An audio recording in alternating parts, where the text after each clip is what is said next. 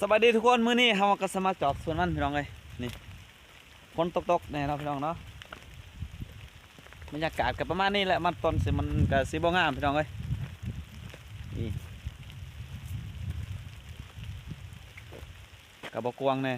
เนาะมื้อนี้ก็ฝนตกบ่มีเวลาสิมาจอบแน่น้องเอ้ยมันก็บ่งามปีนี้ปุ้ย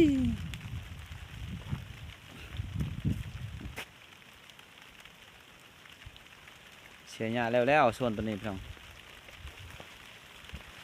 ก็สิไปจอบเบิ่งมังนัดสุกหรือบ่สุกพี่น้องเสาะหามังนัดพี่น้องเอ้ย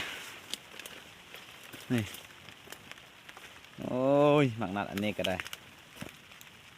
เริ่มเลยเอาหมดซองเลยพี่น้องมาเด้อ FC เอ้ย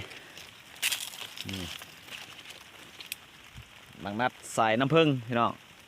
มังนัดอันนี้หวานสุดยอดหวานเลยพี่น้องเอ้ย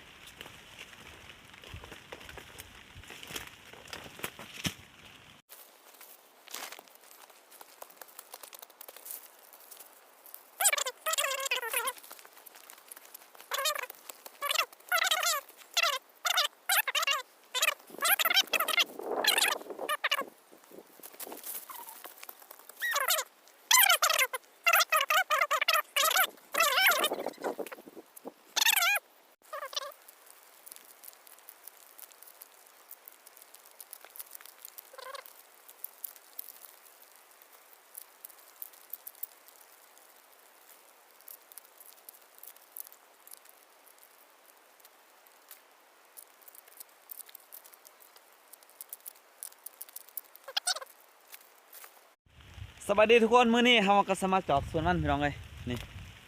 ฝนตกแน่เนาะพี่น้องเนาะบรรยากาศก็ประมาณนี้แหละมันต้นสิมันก็สิบ่งามพี่น้องเอ้ยนี่ก็บ่กว้างแน่เนาะมื้อนี้ก็ฝนตกบ่มีเวลาสิมาจอบแน่น้องเอ้ยมันก็บ่งามปีนี้ปุ้ย